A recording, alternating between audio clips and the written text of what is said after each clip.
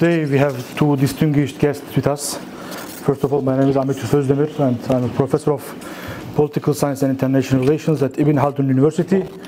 I'm really glad for the İLKE Foundation to giving me this opportunity to moderate this event, and the activism in the time of Gaza genocide and its impact on Islamophobia. As I said, today we have two distinguished guests. Before we begin and give the floor to them, just to give a brief opening remarks of myself, and I don't want to abuse my moderating powers to deliver another speech of mine. But today we will be, of course, I'm sure you have been all following the events that is taking place, not only in Gaza but also around the world, that is the pro-Palestinian solidarity movements. And today we are glad to, of course, today we have two important guests to shed light on their both experience and intellectual capacity to inform us about their own experience and their knowledge. So I will give you the floor, Khaled, Beydoun, if you let me first give your opening speeches, then we will continue with the Q&A. Okay. Thank you so much. Thank you so much for İLKE for convening this event. Assalamu alaikum, everybody. It's great to be here. It's great to be back in Turkey. It's great to be back here at İLKE. It's not great to be here under these conditions. As we all know, we are currently experiencing a prolonged and protracted genocide, which on today marks 229 days. I'm compelled to engage in conversation with all of you about the various dimensions of this genocide. For my opening remarks, I'll say a couple of things to sort of set the floor. The first thing is, we all know that the death toll, the official death toll, is roughly 45,000. People have been slain since the beginning of this genocide on October 7th. I think that the number is far higher. In addition to the death toll, we've seen how roughly 1.8 million people have been displaced. We've seen how catastrophic famine has ravaged Gaza. We've seen how genocide has been unleashed and inflicted in every dimension, every manifestation of the term. We've seen in recent days how the International Criminal Court has, in my opinion, engaged in a lot of duplicitous, false equivalency with pursuing the arrests of Netanyahu, Gallant, various officers of this very nefarious and genocidal regime, but also looking to essentially criminalize and arrest and destroy the structure of Hamas.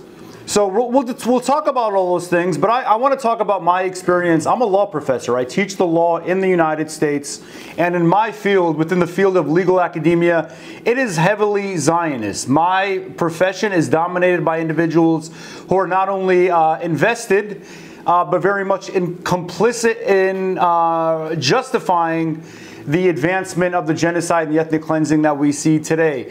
So my perspective and the sort of my activism, if you will, is coming very much from the belly of the Zionist beast in the United States, which comes with a lot of risks, with a lot of assumed risks, and which comes with a lot of assumed dangers. And I want to talk about those things, but also talk about how what we're seeing right now, this genocide that's unfolding in Gaza, it's critical for us to understand from an intellectual standpoint that this is very much an emanation, not only of settler colonialism, but an emanation of this broader and protracted war on terror rooted in Islamophobia and Orientalism.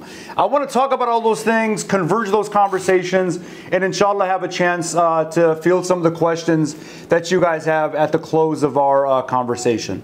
So thank you, and I look forward to our exchange. Thank you very much. And of course, I'm sure Mohammed Attar will deliver his speech, especially with the first-hand account of activism. Mohammed. Definitely. Jazakallah khair, and thank you very much, İLKE, for holding this event and bringing us here to Istanbul. And I don't think I'll be able to say anything quite as eloquent as Professor Khaled, but very few people can. But I'll try my best, inshallah. So just by show of hands, how many people here are Palestinian?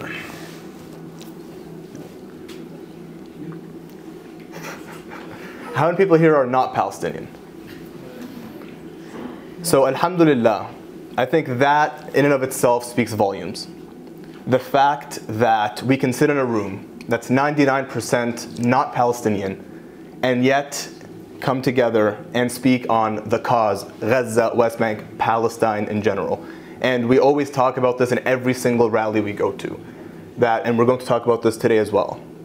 That Palestine is not simply a Palestinian issue. Palestine is not simply a Muslim issue. Palestine is not simply an Arab issue. It is a humanitarian issue. And for everyone who showed up here today, Palestinian or not, for everyone who showed up here today, you are the reason that Palestine will never die. So if you can give yourselves a loud round of applause for doing that. And inshallah. And inshallah today we're going to talk about activism and the different strategies, what has worked, what hasn't worked, what we've witnessed, and everything else, inshallah. But just as a brief overview. So I've been doing rallies and protests my whole life as a Palestinian. But yet I've never seen it in such a manner since October 7th. Since October 8th, for the past 7 months, I've seen activism and these rallies and protests on a local, national, and global scale. And I've seen it in a manner that to be honest, I've never ever expected. From the local and national partnerships that have been, and allies that have been formed, to the different strategies, to the fact that people, I'm a professional accountant by trade, people at work, the Stacys, the Karens, the Johns, the Toms, who in the past never even heard of Palestine. If I said I'm from Palestine, they'd say, Pakistan? You don't look Pakistani. And now when I say Palestine, they'll say, are you from Gaza? The fact that social media, which we'll talk about, and every single person's individual and collective activism has really changed the way people will view Palestine and Israel and Zionism for decades to come, inshallah, until the oppression is over. And inshallah, we'll speak on that a lot more in detail in a bit. So thank you very much. As I was preparing for this speech, and of course I've been, as many of us today here, following the events after October 7, of course, and we should remind and keep reminding that it didn't start in October 7. Because I was thinking to myself, when was the first time I was into activism? And I started to remember the events that take place in Bosnia, for example. And of course, one of the topics that we will be discussing, of course, and Mr. Khaled wrote a lot on that issue of Islamophobia, and we are very well aware when to face this kind of allegations and, of course, unfortunate events that is taking place from Srebrenica to even today, what is happening in Gaza. So my first question to both of you would be, like, in light of the current geopolitical situation, how can the global civil society contribute to addressing the ongoing genocide in Gaza and its impact on Islamophobia? Do you want to go first? Sure. So just to make sure I understood that question, how will the global community or international community, what responsibilities do they have in order to address the genocide and everything going on in Gaza?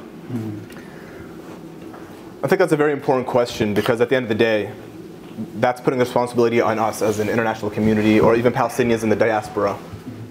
What can we do? Now, I think we would have to look at it from two perspectives. As the individual, what can we do versus, and private organizations, etc., versus governments.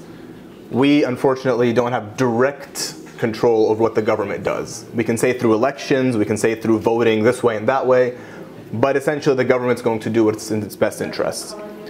So what I would say is what's directly within our control, the individual and collective activism. What I have seen is the international community in general, just over the past 7 months, and the shift in the mindset, the essentially exposing Zionist propaganda, Zionist war crimes, has been at a level that I could never even imagine. And I think we have reached a stage where it will never be undone. Like, we have reached a stage of activism now where there's no turning back. No one ever thought that this would go on for 7 months. And no one ever thought that the protests and the rallies and the boycotts will go on for 7 months plus. And I think that in and of itself shows that existence is resistance. And as Palestinians and pro-Palestinian activists, as individuals and as a collective, we will continue protesting, rallying, boycotting brands that end up supporting genocide, supporting Israel. And many times, there is this defeatist mentality where boycotting doesn't work. However, if boycotting did not work, number one, Zionist lobbies wouldn't be trying extremely hard to defeat the BDS movement, and they would be making it illegal in countless US states, and they wouldn't be actively trying to take it down. So boycotts do work. And we've seen attitudes change, and we've seen missions change, and we've seen corporations change their stances based on those. So I think as an international community, everyone is doing their part for the most part. Then the second part of that becomes, how do you pressure your organizations, your governments, if you live in a so-called democracy? We've seen that as well, especially with a lot of Westerners, Canadians, Americans, like we'll say, white people. The fact that now I go to rallies that used to be 90% Palestinian and Arab, 10% white, and now it's the opposite. Now it's 90% non-Arabs, non-Palestinians, 90% white, and 10% Palestinians, Muslims, etc. That in and of itself shows that we are reclaiming the narrative. And those are the rallies and protests that are also very selective, or rather, they're very strategic. And they use the protests to disrupt certain politicians who have very, very hard pro-Israel stances. They go to their lunches, they go to their meetings, they go to their homes, and they rally against them until they have a more moderate stance. So I think individually, as an international community, everyone's doing their part. Now it's a matter of what can we do as an international community from a government standpoint. I guess Khaled can speak more on that. Well, look, I think that it's first important to understand that the international community is by no means monolithic, and in fact, we're sort of at a crossroads right now, where there are segments of the global community that are finally rising up against Western hegemony. Right, so you're seeing, especially with South Africa spearheading the case at the ICJ, emphatically claiming that what Israel has done over the course of these last 7 months qualifies genocidal acts. However, the international community, in terms of nation states, of governments, is by no means symmetrical or equal, right? So the fact that you have these global South countries, South Africa, right, leading the case in the ICJ, nations like Colombia, Brazil, Bolivia, being outright and being very courageous in condemning Israel and their genocidal acts, and Netanyahu as being a genocidal monster, rising from the global South, finally standing up to the United States, European nations who essentially have morally bankrupt the ability for nations to legally pursue and indict countries like Israel for genocide. So it's discouraging, because the fact of the matter is that even if members of us are part of grassroots movements that are exposing and challenging genocide, you cannot bring about change, right? You cannot bring about change unless these powerful countries, specifically,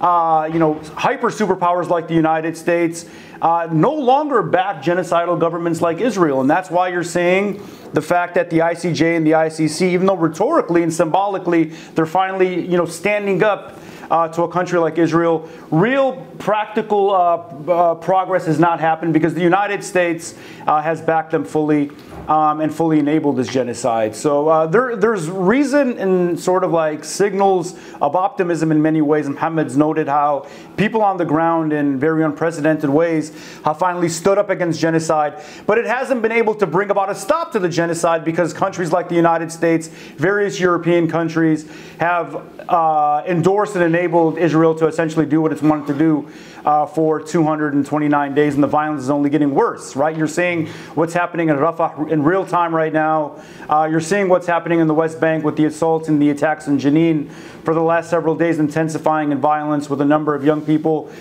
being killed. You're seeing how Israel has, with impunity, disabled foreign humanitarian aid workers in efforts to bring in emergency needs into Gaza. And all of this violence, all of this evil is enabled and endorsed by the United States. And I'm a law professor, and I'll tell you this. Law means nothing if it's not backed by power, right? law only means something if it is enforced by powerful states. And the key variable at this juncture as to why this genocide hasn't stopped is because my government, the United States, has enabled the genocide to move ahead. So whatever the international community does from a grassroots standpoint is not going to bring about immediate reform unless powerful countries like the United States finally take a moral and ethical position and stop the genocidal monster that is Israel that they've created. Thank you. Also, with regards to in addition to this debate, of course, there is another side, which is the Islamophobia, that has been growing, especially after war on terror.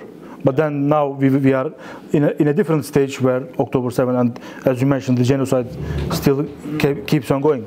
So how should we understand this change and shift, if there is any shift, with regards to Islamophobia and, of course, what is happening in Gaza?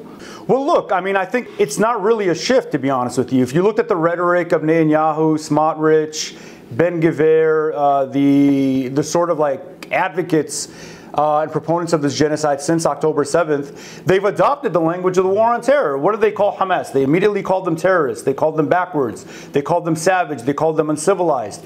They adopt Hamas equal ISIS, like this rhetoric as well. Exactly. No, so they call them ISIS. Yeah. Right? Even though there are marked ideological, spiritual, and political distinctions between a Hamas and between an ISIS. We all know that Hamas emanates from the Ikhwan, the Muslim Brotherhood. The ISIS emanates from hell, right? They have no sort of ideological or intellectual footing by any means. But it didn't matter, right? And they knew that. Netanyahu knew that just by virtue of making that vapid conflation of any Muslim group with a terrorist Muslim group, that he can sell and peddle and market this idea that we're at war with terrorists again. The exact same rhetoric Netanyahu used after October 7th was the exact same rhetoric George W. Bush used in the immediate aftermath of 9/11. So they knew that by capitalizing on this Islamophobic fervor and anxiety that existed not only in the region and Israeli society, but globally speaking, that they could exact a kind of disproportionate violence that the world would not stop. So this is full-fledged Islamophobia. This is full-fledged an extension and an adaptation of the war on terror that we've seen for more than 2 decades. And even more than that, in the global imagination, when people see Muslims being slain, Muslims being killed en masse under the rubric of terrorism, right, it's justified. Right? It's justified in the same way that they killed hundreds of thousands of people in Iraq, in the same way that they have these indiscriminate dronings in places like Afghanistan and Pakistan and Somalia and in Yemen for many years. There is no redress when you kill Muslims at large as a consequence of the war on terror, and the Israeli government knew that. So this genocide is very much a spawn, very much the progeny of modern-day Islamophobia, and they know this, and the United States knows this. That's why they use this language and lexicon of the war on terror, because it enables them to do that. With one final note, it's important to note the gender dimensions of Islamophobia, right? Every time even liberal and progressive presidents or prime ministers or politicians or people on television like Piers Morgan, right, that idiot, right, he wants to condemn Hamas every time he has somebody on that show. A really quick note, I was asked to be on that show 4 or 5 times at the beginning of this genocide. I said no at each and every time, because one thing, I'll give you guys a tip as activists. Never embrace a debate or a discussion where the terms of that debate and discussion are slated entirely against you. You cannot win. You can't win a debate of that kind, right? So every time they try to say the right thing, what do they say? 20,000 children and women have been killed. How about the men? The implication behind that kind of framing is that it's okay, it's justifiable to kill every Arab and Muslim man, because the presumption is every Arab and Muslim man is a terrorist and is fair game for killing. That is full-fledged Islamophobia. Thank you. Sorry for speaking for so long. Thank you for this. And also with regards to social activism aspect, and also another part of this discussion of Islamophobia, of course, is the social media activism that has been growing.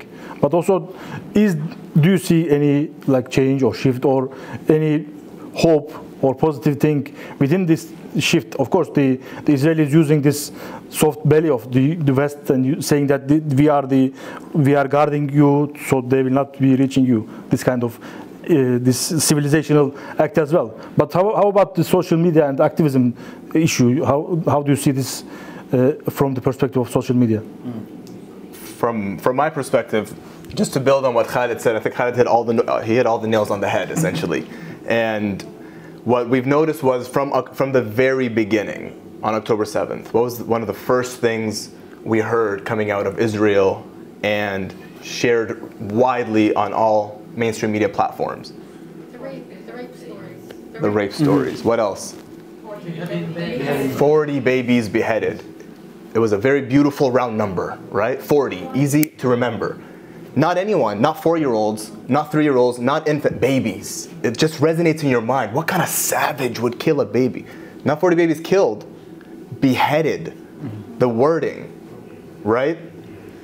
And this falls exactly into what Khaled was saying. And that is the whole war on terror.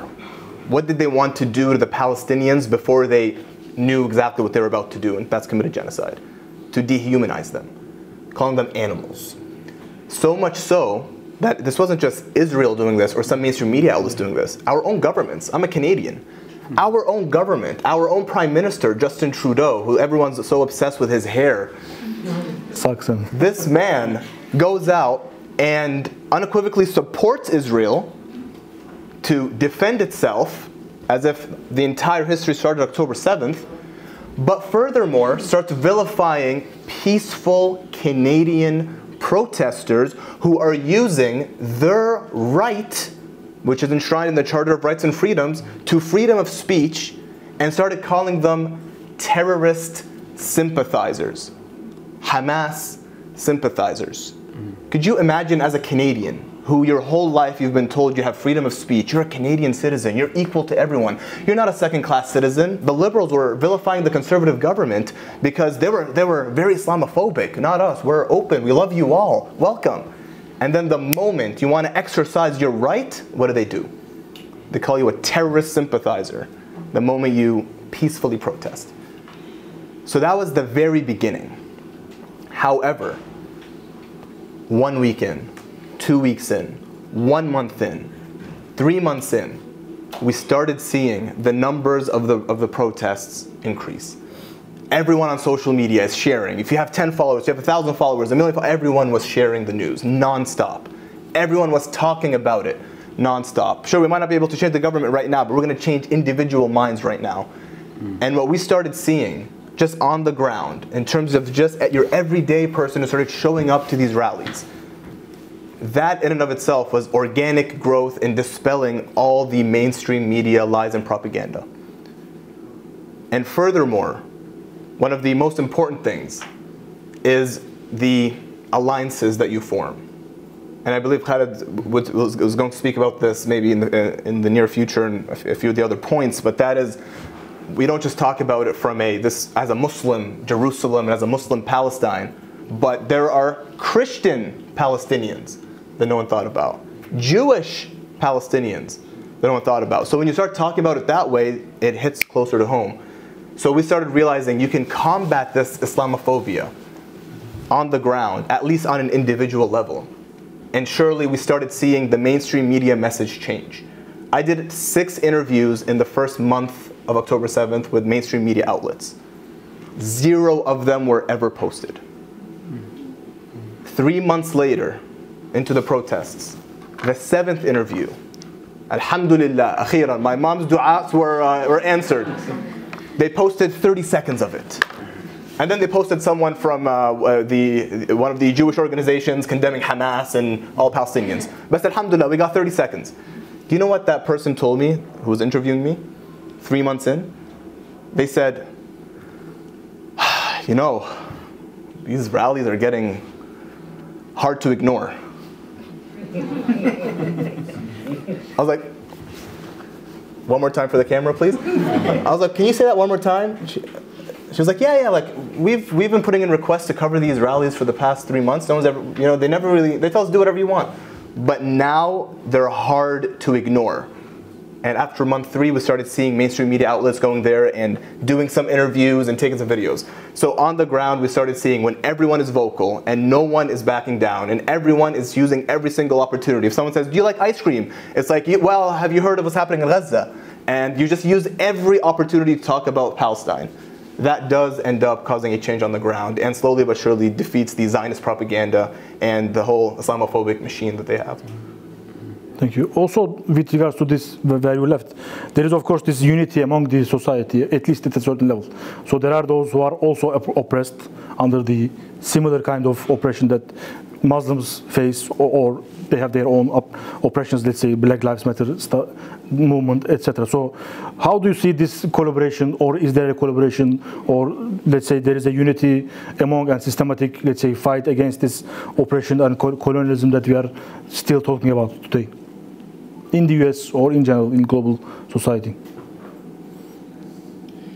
Yeah, I don't see it as much as solidarity or collaboration. I think solidarity and collaboration are a consequence of people being incentivized to align along lines of principle, right? And the principle is to stand up against genocide, to stand against ethnic cleansing, to stand alongside the common baselines that every human being's human rights, dignity, humanity should be protected.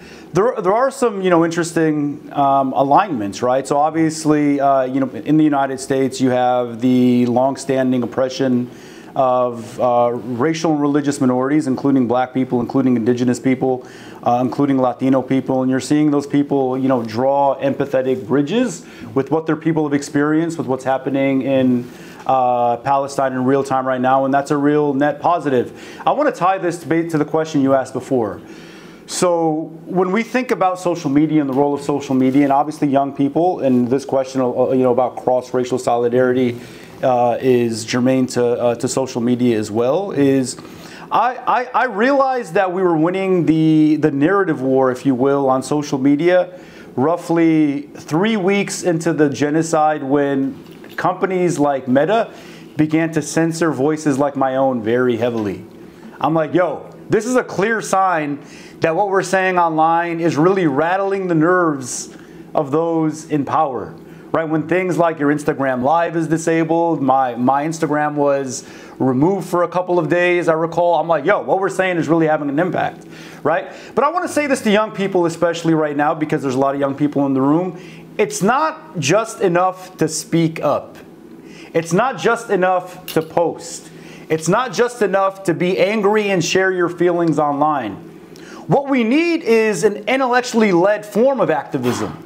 Right? Rooted in knowledge, rooted in research, and rooted in spirituality. It means nothing if you post every day if you don't know what it is that you're talking about. Right? You have to win the war of ideas. Anybody know who Chinua Achebe is? Like a great Nigerian author, wrote a brilliant book called Things Fall Apart. I recommend that everybody read that book. He has a beautiful quote that I think is resounding and speaks to the moment that we're living in right now. Right? History will always laud the hunters until the lions have their own historians, right? And what that quote actually is, what that quote means is, it's up to us not only to speak up and be angry and voice our rage, but produce knowledge to reclaim our narrative. So in the beginning of the genocide, when I was being asked by various media outlets to come in and be interviewed, I said no every single time. No every single time. I rejected hundreds, if not thousands, of interviews, and it was all intentional, right? Because I realized that I wanted to build a platform to speak on these issues in a place where my voice was not being constrained. And again, the terms of the debate were being defined by individuals who were counter to the interests that we had as a people, right? And that's what I want to tell young people now, on social media, off social media, at protests. It's not enough to be angry. It's not enough to have rage. It's not enough to post.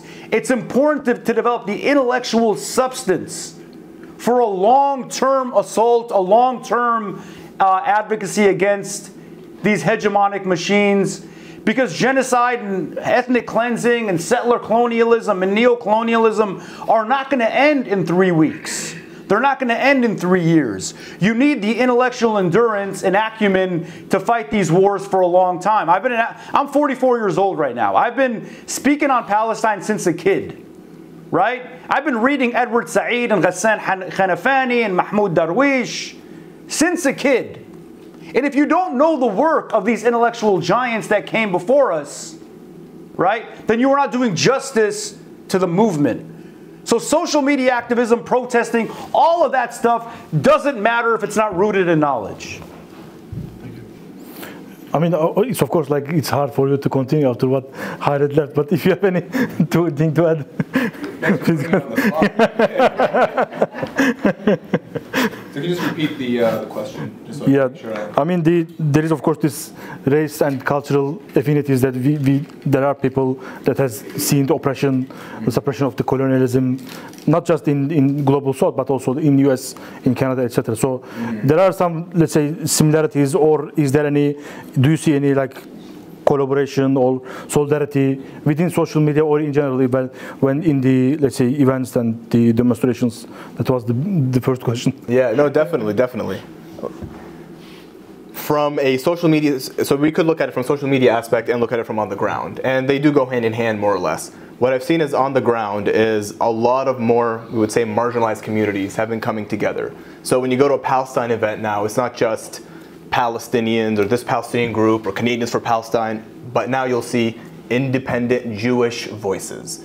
You will see the Canada Palestine Association. You will see the Arab Jewish Association. You will see a Black Community Association. You will see an Indigenous Community Association, and they're all coming together over this humanitarian cause. So I think from one angle, when we are able to discuss this as a humanitarian cause and not just as an Arab or as a Muslim cause, we are able to reach out to various communities, and really, these are communities who have been struggling for decades, if not hundreds of years, right? Like the Indigenous community. Essentially, Canada's settler colonialism, right? And they always remind us of that when they start. They'll say, we live on unceded Mi'kmaq territory, for example. So being able to utilize and being able to benefit from each other from that angle as well, they have years and years of legal battles to try to get their rights. How do we learn from that as Palestinians? And then how do we come together and reach the maximum audience as possible? And then when you have these rallies that are so diverse, people start realizing you can't have all these people from all around the world focusing and supporting this one cause, and they're all on the wrong side of history. Something's not right. And you walk in, they learn more, and they realize what Palestine is, what the cause is. Social media, quite similarly. Social media is one of the fastest ways to get our message across, until Meta decided, well, not today. And they start taking down all your accounts. But like Khaled said, if it wasn't working, they wouldn't have censored us, right? If boycotting wasn't working, if BDS wasn't working, it wouldn't be vilified and trying to make it illegal. So at the end of the day, who here heard of, what was it called, Blockout? Yes. Anyone?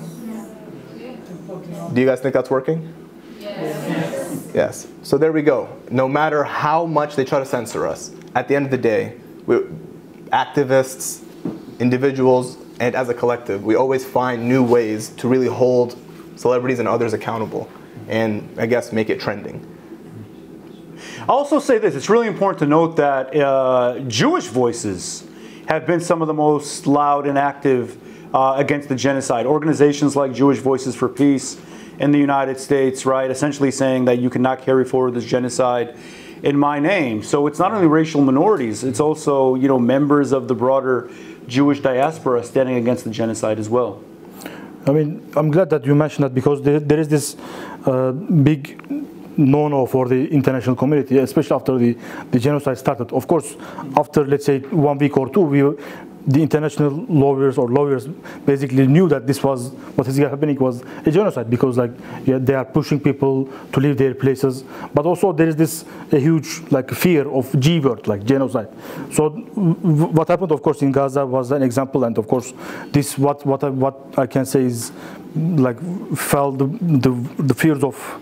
Walls of fear has been broken, so there is this new mobilization, but also there are different genocides that has been taking place around the Muslim world. So the example of Palestine and Gaza and mobilization towards Gaza, will it be, let's say, transferred to other examples as well? Do you think this will be a groundwork for different examples that we are facing in the Muslim world or in general? Good question, yeah. So let me ask the audience this. Who can give me the definition of genocide? We've all said the word. We've all posted about it. Everybody knows what it generally means. But it's a legal term. There's a technical definition of genocide that is objective in nature. Right? What, sister in the green? It's killing, not necessarily people, even killing someone just for the sake of belonging to a certain ethnicity or religion. Okay, kinda. You're maybe 30% there. So this is an important takeaway. Everybody today should leave this discussion understanding the legal definition of genocide, because I've seen it being used flippantly. Okay, so who wants to give me? Yep, you. I guess I've seen in ICJ's case a lot of the lawyers there use the term intent. So intent is really important. First element is intent. Good. As a genocide. Yep. Element number one of genocide, right? And I'm doing this for a reason. This exercise is important for a reason. An actor, specifically a government, has to have intent, mental state, right? The desire to bring about the second element, which is? I think systematic is a genocide nature. Systematically attack there to like ethnic cleansing on people, depend on their race, their religion, especially. So this is genocide. Okay, good. The action component, right? The action component, which is to actually bring about the elimination, not necessarily the killing. Don't conflate genocide with mass killing. It's an important note, and I'll get to that in a little bit. Right? Of an ethnicity, a religious group, or a nation of people. Two things. Intent to bring about the elimination of a nation, a nationality, ethnic group, racial or religious group. That's the action component. If you have these two things, then you have a viable claim of genocide taking place. This is an objective definition. It's not politicized. You apply this definition to a specific context. Right? So the fact that President Beydoun yesterday said what is taking place in Gaza is not a genocide demonstrates to me that he's either an idiot, he's either senile, or he doesn't understand the legal definition of genocide. Because by every measure possible, a genocide is met in what's taking place in Gaza. It meets the definition of mass killing. Even if we adopt the conservative number of 40,000 people killed, right? That meets the second element, coupled with the fact that you had Israeli leadership like Netanyahu and Ben Gvir and Smotrich come out and say that these people are Amalek. What does that term Amalek mean? Biblical term that essentially means that it's up to the Israeli people to bring about the categorical elimination of these people. That is explicit genocidal intent. Every definition is met. Even if we don't adopt that definition and we adopt the definition of genocide that is generally being manifested in places like Sudan or in East Turkestan with the Uyghur issue, which is to bring about the elimination of a people by cultural and historical measure, right? We see that happening. How so? 300 mosques have been eliminated. The entire medical infrastructure has been eliminated. Every university and college in Gaza has been destroyed. That meets the cultural political definition of what a genocide is. How about in terms of health and humanitarian metrics? If you're not satisfied with these first two definitions, well, guess what? 80% of the people in Gaza don't have access to food or adequate drinking water or medical care. Fetuses are dying as a consequence of malnutrition. Mothers are losing babies because they can't sustain the fetuses within their wombs. Guess what? That meets another definition of genocide. Even if you are Zionist and pro-Israeli and hate the Palestinian people, an objective reading of what's taking place obliges you to acknowledge this is a genocide. I teach law, and in law we give hypotheticals as exams. This is an easy exam question. Easy exam question. You apply the facts to the law, and you have not only a genocide, you have a clear-cut, lucid, stark case study of what a genocide is. It is irrefutable. Srebrenica, which you mentioned earlier, was a genocide, right? 8,000 people were killed in, I think, 9 months' time, was it? Well, guess what? What's taking place in Gaza has superseded that number. Rwanda was a genocide, correct? In the 90s. In 100 days or so. 100 days. The rate of killing in Gaza is rivaling what's taking place in Rwanda. We have never seen something like this before. The rate of killing we haven't seen in real time. And we haven't seen anything like this before because this is the first digital genocide of our lifetime. These black mirrors that we carry on our phones, right? We are seeing death seconds after they've taken place. When a child is killed in Gaza 2 minutes ago, we see it minutes after it's taken place. So in many respects, we are not observers of genocide. We are active participants. We are seeing the killing in front of our eyes. So when somebody, and sorry I'm getting worked up, right? Because I take this deeply, it's insulting to me. I'm not even angry right now. I'm insulted from an intellectual standpoint that anybody with any ounce of logic or quasi-intellect would ever question the fact that this is a genocide. Right? And comparing it to other genocides taking place right now. Sudan, for instance, right? The rate of killing in Sudan, 10,000 people have been killed in roughly a year. That is widely acknowledged by Zionists as a genocide. Why? Because they're not Palestinians. Right? Israel and other countries have called what's taking place in Congo. And that genocide is very frightening, to be honest with you. 3 million people have been killed since 1996, right? Nobody cares about that genocide because it's black people, sadly. And anti-black racism fuels, right, the neglect and the ignorance of that genocide. What's happening in East Turkestan is a genocide, but people ignore that genocide for many reasons. One of the reasons is China conceals access to transparent information, being an authoritarian communist state. You know, Uyghur Muslims don't look Arab or South Asian or Middle Eastern, so that doesn't resonate with people in the same way that good fortune Palestine does. One good thing about Palestine is this: even though the genocide is horrific, right, it's able to rally people globally because it's such a rallying cry. To be fair, that isn't the case with other genocides. I've been working on the case, and the brothers are here, the sisters are here. I wrote a book on the, that includes mention of the Uyghur Muslim genocide. It's difficult to move Westerners on that issue for a range of reasons, right? So we are living in genocidal times right now where there are 5, 6, maybe even 7 genocides taking place in real time. We can even talk about the Rohingya Muslim issue as being a prospective genocide in many respects, right? And that's ignored in a range of ways. We could talk about Kashmir as a full-fledged ethnic cleansing where India and this Modi regime is hell-bent on exacting what we're seeing in Gaza in Kashmir.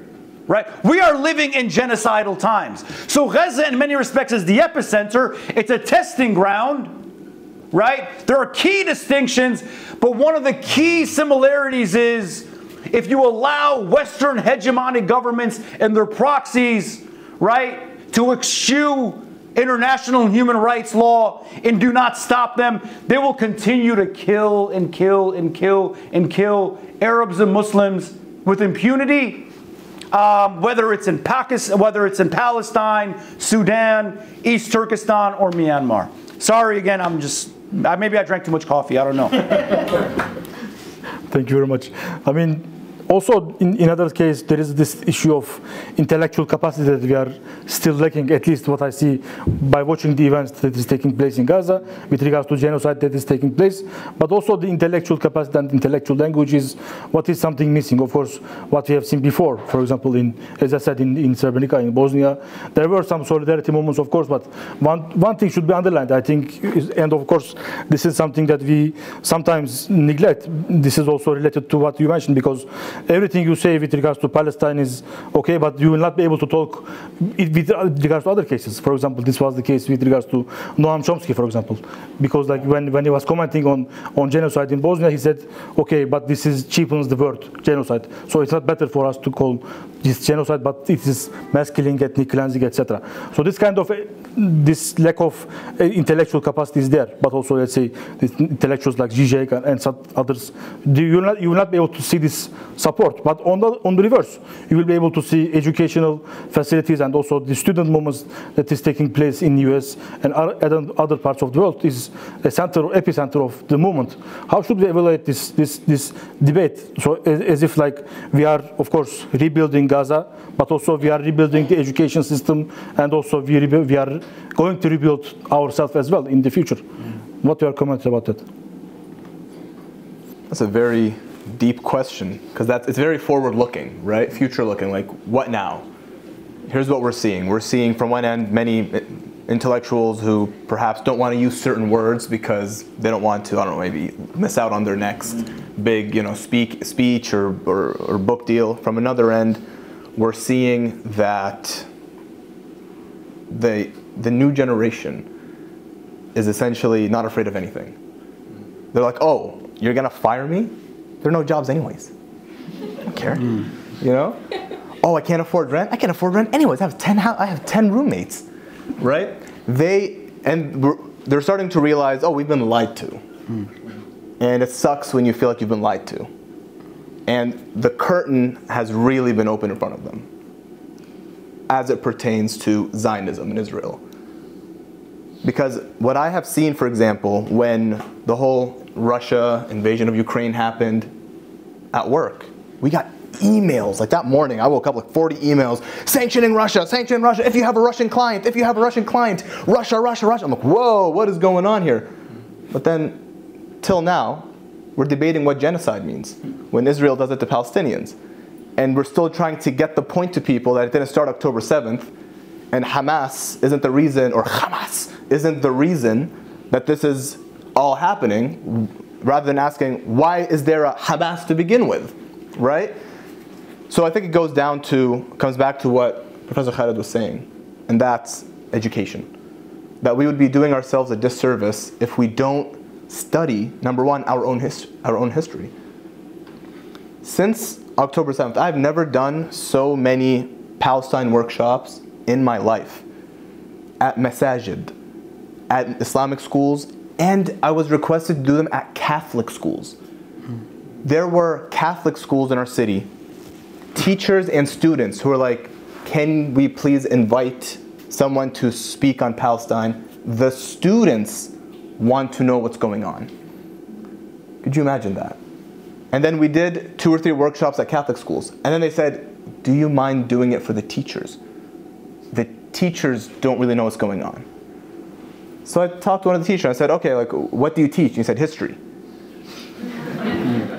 I was like, khalas, salam alaikum. Like, the history teachers, like, look, what's going on, right? So you realize a lot of, even the educational institutions and the educational process is very selective, of course. It teaches their own version of history. So number one, I think we are seeing this massive curtain being revealed, which will, inshallah, result in a surge in education. Number one, understanding history and historical figures that we can learn from. Otherwise, as Khaled said, it would be a disservice to the entire cause. And then number two, now what? How do we apply it from a activism standpoint? How do we actually take legal action? Is there any way to make this a legal issue? Is there any way we can bring this to our local MPs, our local members of parliament? Is there any way they call them, what was it? That a lot of people are told to do, it's like the email campaigns, the phone call campaigns. Essentially, make yourself undeniable, right? What can you do? Anything in your power, what can you do? And the most important thing, it comes down to education. Asking people like Muslim lawyers. We don't have that many Muslim lawyers. I could be mistaken. The number is rising, actually, yeah. Alhamdulillah. And like in Canada, it was very difficult, like at least in Nova Scotia, to find a Muslim lawyer. We found one. And he came to the protests and he was giving us advice when we were protesting. And he would tell us, okay, you can't do this. If you do this, they can legally arrest you. But if you do that over here, they can't touch you. Now, these are things as an activist you wouldn't know, and you would go and you do things, you get arrested, it would say, Hamas sympathizer does this in front of Starbucks, right? So when you have legal experts, Muslims, or at the very least who are on your side, they can educate you and give you and equip you with the proper legal knowledge. So I think that's what it comes down to now, making sure that we understand the history, educate ourselves on that, and then also educate ourselves on the law and how we can use it to progress the cause. I'm just being warned that we should be coming to an end. Unfortunately, I'm sure we have been continuing this to another day and weeks and so on. So I'm happy to stay another day. Let's do it. But later on, you can take the questions. Inshallah. Inshallah. Thank you very much. Thank you, everybody.